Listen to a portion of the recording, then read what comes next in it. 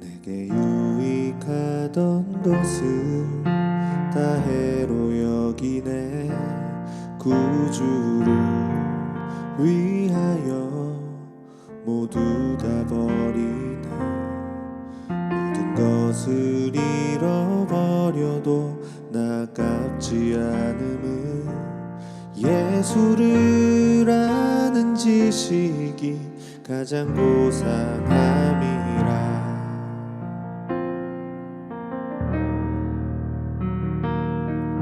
육체를 신뢰하지 않고 겸손한 마음으로 부활의 능력과 고난에 참여하며 그의 죽으심을 본받아 그리스도를 얻고 예수의 안에서 발견되려 함이라.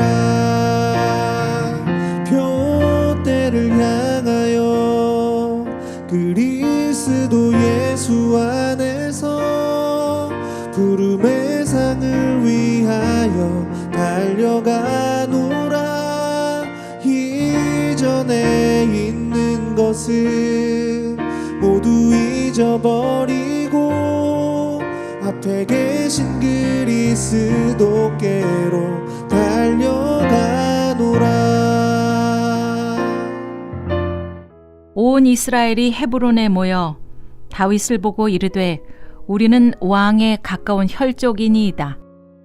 전에 곧 사울이 왕이 되었을 때에도 이스라엘을 거느리고 출입하게 한 자가 왕이시었고 왕의 하나님 여호와께서도 왕에게 말씀하시기를 네가 내 백성 이스라엘의 목자가 되며 내 백성 이스라엘의 주권자가 되리라 하셨나이다 하니라.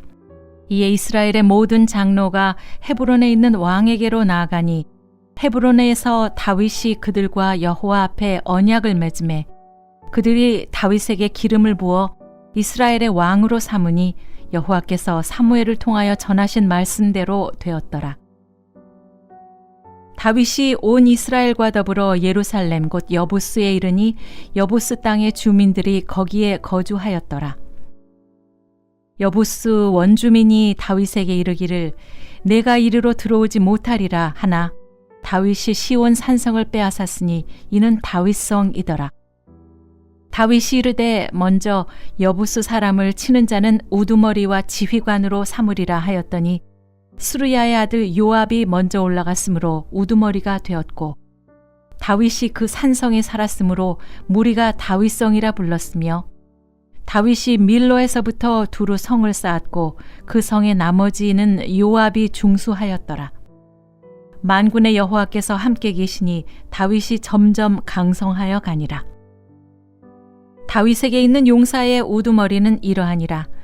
이 사람들이 온 이스라엘과 더불어 다윗을 힘껏 도와 나라를 얻게 하고 그를 세워 왕으로 삼았으니 이는 여호와께서 이스라엘에 대하여 이르신 말씀대로 함이었더라. 다윗에게 있는 용사의 수효가 이러하니라. 항몬 사람의 아들 야소보암은 30명의 우두머리라. 그가 창을 들어 한꺼번에 300명을 죽였고 그 다음은 아호와 사람 도도의 아들 엘르앗살이니 세 용사 중에 하나이라. 그가 바스담밈에서 다윗과 함께 있었더니 블레셋 사람들이 그곳에 모여와서 치니 거기에 보리가 많이 난 밭이 있더라. 백성들이 블레셋 사람들 앞에서 도망하되 그가 그 밭 가운데 서서 그 밭을 보호하여 블레셋 사람들을 죽였으니 여호와께서 큰 구원으로 구원하심이었더라. 30 우두머리 중에 세 사람이 바위로 내려가서 아둘람 굴 다윗에게 이를 때에 블레셋 군대가 르바임 골짜기에 진쳤더라. 그때 다윗은 산성에 있고 블레셋 사람들의 진영은 베들레헴에 있는지라. 다윗이 갈망하여 이르되 베들레헴 성문 곁 우물물을 누가 내게 마시게 할꼬 하매 이 세 사람이 블레셋 사람들의 군대를 돌파하고 지나가서 베들레헴 성문 곁 우물물을 길어 가지고 다윗에게로 왔으나 다윗이 마시기를 기뻐하지 아니하고 그 물을 여호와께 부어드리고 이르되 내 하나님이여 내가 결단코 이런 일을 하지 아니하리이다. 생명을 돌아보지 아니하고 갔던 이 사람들의 피를 어찌 마시리이까 하고 그들이 자기 생명도 돌보지 아니하고 이것을 가져왔으므로 그것을 마시기를 원하지 아니하니라. 세 용사가 이런 일을 행하였더라. 자, 오늘 본문은 사울 왕 사후에 있었던 일을 이제 배경으로 합니다.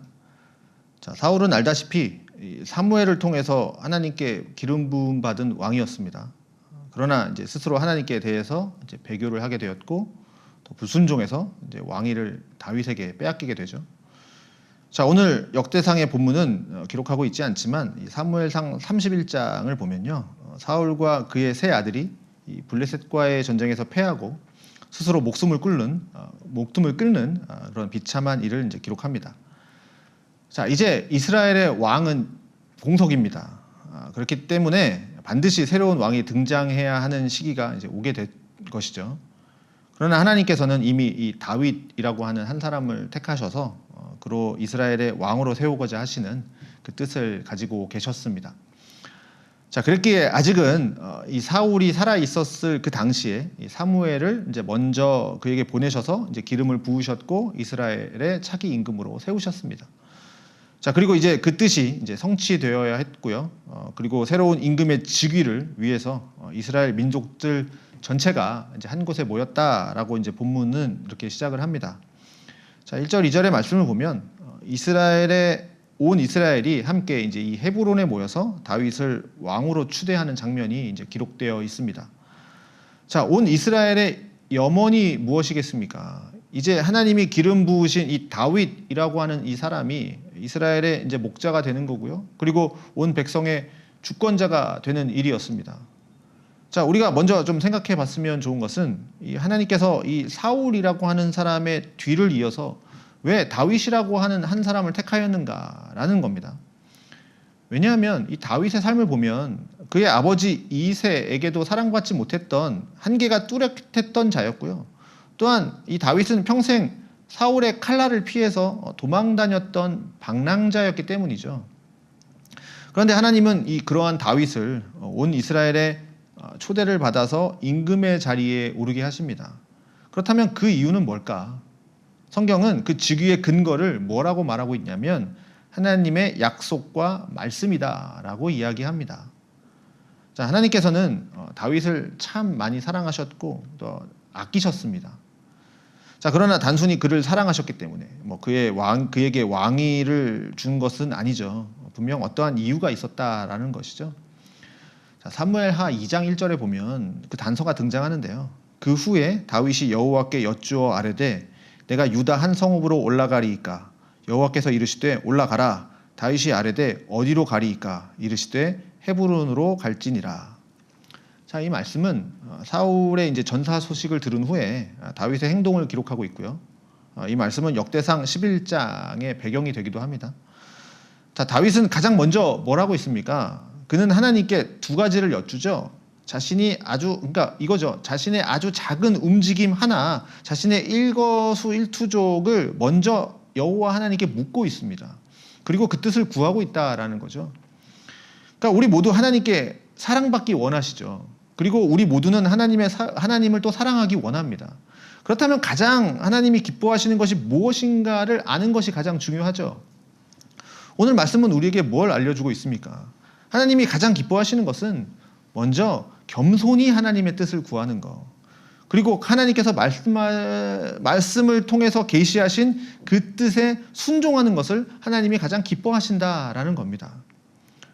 다윗이 임금이 될 수 있었던 이유, 더 나아가서 온 이스라엘의 그 열렬한 추대와 환영 속에서 임금으로서의 그 역사의 전면에 등장할 수 있었던 이유는 그가 어떠한 특별한 대단한 사람이 아니었기 때문이 그런 사람이기 때문이 아니다라는 거죠.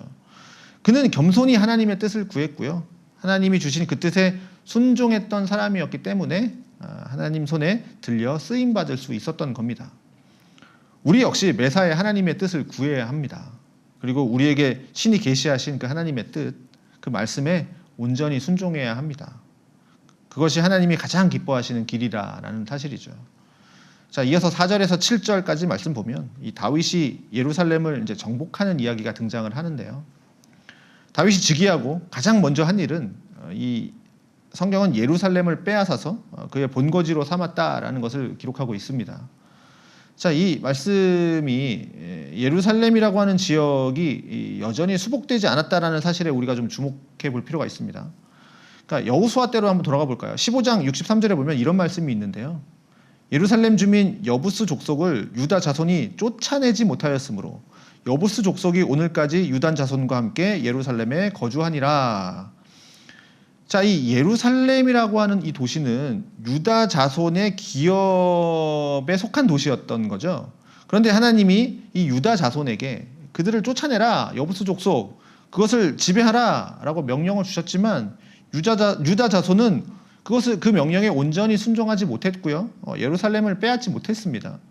그리고 나서 그 빼앗지 못한 그 여호수아 때부터 다윗이 왕으로 즉위할 때까지 그 가운데 수많은 시간들이 지났는데 그 수백 년이 이르는 시간 가운데 그 누구도 예루살렘을 정복하지 못했다라는 이야기죠. 그러니까 여부스 족속은 여전히 예루살렘을 갖고 있고 그것을 점거하고 있었고 가나안 땅에 온전한 그런 평화, 샬롬을 이루지 못하게 했었던 존재였던 것이죠. 이것이 왜 문제냐? 첫 번째로는 여전히 남아있는 이 여부스 족속의 더러운 우상 숭배의 관습들이 이제 하나님의 국가로 세워질 이 이스라엘 백성들의 영적인 부분들을 미혹하게 될 확률이 굉장히 높았기 때문이고요. 두 번째로는 이 하나님이 가나안을 기업으로 주셨는데 그곳이 여전히 이방 민족에 의해서 지배를 받고 있다라는 것은 그 땅에 온전한 샬롬을 이루지 못했다라는 사실을 의미하기 때문입니다. 자, 그런데 이 사람들의 오만함을 한번 보십시오. 역대상 11장에는 너희가 여기로 들어오지 못할 거다 라는 여부스 족속의 말을 이제 기록하고 있는데 사무엘하 5장 6절에 보면 이런 말씀이 있습니다. 왕과 그의 부하들이 예루살렘으로 가서 그 땅 주민 여부스 사람을 치려하매 그 사람들이 다윗에게 이르되 내가 결코 이리로 들어오지 못하리라. 맹인과 다리 저는 자라도 너를 물리치리라 하니 그들 생각에는 다윗이 이리로 들어오지 못하리라 함이나. 그러니까 여부스 사람들은 이스라엘이 결코 자신들을 쫓아내지 못할 것이다 이렇게 믿었습니다. 왜냐하면 이 강력한 예루살렘 성이 그들을 보호해주고 있었고요. 여부스 족속이 섬겼던 이 이방신이 그들을 보호해줄 것이다 라고 믿었기 때문이죠. 그렇기 때문에 그들은 자신들을 정복하기 위해서 예루살렘을 포위한 이 다윗의 군대, 하나님이 친히 보내신 이 하나님의 군대를 온 힘을 다해서 이제 조롱을 하고 있었다라는 거죠. 그러니까 나오죠. 맹인이나 다리 저는 자라도 너희들을 막아낼 거다라고 비웃던 그 성은 결국 다윗에 의해서 이제 정복됩니다. 그리고 발에 박힌 가시와 같던 이 여부스 족속들이 이제 정리가 됩니다. 자, 이제 예루살렘이라고 하는 이 도시의 이름처럼 이 참된 이 샬롬이 이 다윗을 통해서 하나님이 주신 이 약속의 땅 가나안에 임하고 있습니다. 자, 그리고 이제 마지막 10절에서 19절은 다윗을 따랐던 이제 용사들의 이야기를 기록하는데요. 어떤 사람들은 이러한 뭐 전공을 얻었고 다윗이 이러한 일화가 있었고와 같은 이제 영웅 서사시가 여기에 이제 기록이 되어 있습니다. 자, 그런데 이제 공통적인 특징은 이제 거기에 기록되어 있는 용사들은 다윗을 온 힘을 다해서 또 따랐고 또 다윗을 온 힘을 다해서 섬겼다라는 거죠. 자, 이는 이 족속과 이해 관계를 떠나서 이스라엘의 모든 이 12지파 전부가 다윗을 온전히 그들의 왕으로 받아들였음을 의미합니다. 자, 그리고 이제 사울 때와는 좀 다르게요. 다윗의 때는 이 왕권의 견고함이 이제 세워질 것이고 또 그 왕권의 견고함을 바탕으로 그의 왕조가 이제 시작될 것이다라는 사실을 이 용사들의 충성스러운 이 서사를 통해서 이제 알리고 있다라는 거죠. 자, 우리는 오늘 이 다윗이 즉위하고 이 정복 전쟁의 이제 첫 장을 살펴봤습니다. 다윗의 왕위 즉위부터 이 정복 전쟁 그리고 그를 따르는 부하 장군의 이 영웅담까지 이제 다윗 앞에는 아름다운 꽃길이 펼쳐져 있는 것 같죠. 자, 다윗은 이제 그 길을 향해 달려가기만 하면 자연스럽게 전성기를 향해서 진입하게 될 것이다 라는 인상이 우리에게 주어진다라는 겁니다. 자, 도대체 그런데 다윗이 어떻게 하였기에 이러한 전성기를 맞이하게 되었을까? 9절에 이렇게 기록합니다. 만군의 여호와께서 함께 계시니 다윗이 점점 강성하여 가니라. 자, 그런데 이 말씀을 동일하게 기록하고 있는 이 사무엘하 5장 10절은 이렇게 기록합니다. 만군의 하나님 여호와께서 함께 계시니 다윗이 점점 강성하여 가니라. 자, 이것을 통해서 한 사람의 신자의 신앙의 성패는 하나님이 그와 동행하시는가 아니면 그와 함께 하시지 않는가에 따라서 나눠진다라는 겁니다. 그가 전쟁을 하고 그가 훌륭한 인품을 가졌고 그가 매우 뛰어난 전략가고 장군이라는 사실, 그것도 물론 중요합니다. 그러나 신자로서의 한 사람이 흥하느냐 망하느냐, 이것을 가를 수 있는 가장 확실한 기준은 하나님께서 그와 함께 하시느냐 함께 하시지 않느냐, 그 사실입니다. 자, 우리가 함께 말씀을 듣고 기도하는 이유, 이것이 무엇입니까? 하나님의 도우심과 하나님이 함께 하심이 아니면 우리의 인생이 아무것도 아님을 알기에 우리가 기도하고 은혜를 구하기 위해서 있는 거 아닙니까? 자, 날마다 하나님과 동행하여야 하기에, 날마다 하나님으로부터 오는 그 은혜를 공급받아야 하기에 말씀의 자리에 서 있는 거 아닙니까? 그 동행이 없이는 우리는 아무것도 아닙니다. 자, 그러나 비록 우리가 아무것도 아니고 또 이 세상 속에서 보잘것없는 사람이라 할지라도 만군의 여호와 그 하나님께서 우리와 함께 하신다면 우리는 이 세상에서 죄와의 싸움에서 승리할 수 있습니다. 그리고 이 세상에서 하나님이 기뻐하시는 그 복된 그 신자의 삶을 살 수가 있는 것이죠. 자, 성경은 이 이야기를 기록하면서 우리에게 한 가지 진리를 전하고 있는 겁니다. 만군의 여호와께서 그와 함께하여 가시니 그가 점점 더 강성하여 지니라. 자, 그 말을 반대로 뒤집으면 어떻게 됩니까? 만군의 여호와 하나님께서 그와 함께하지 않으시면 그는 점점 쇠락하여 망할 수밖에 없다. 자, 우리의 인생도 마찬가지입니다. 우리가 구해야 할 것은 무엇입니까? 우리가 하나님 앞에 간절히 구해야 할 기도 제목은 무엇입니까? 단 하나, 바로 은혜입니다. 하나님께서 우리에게 은혜를 주셔서 우리를 오늘 하루도 하나님과 동행하는 삶을 살아가게 해달라고 그렇게 은혜를 구하는 것이죠.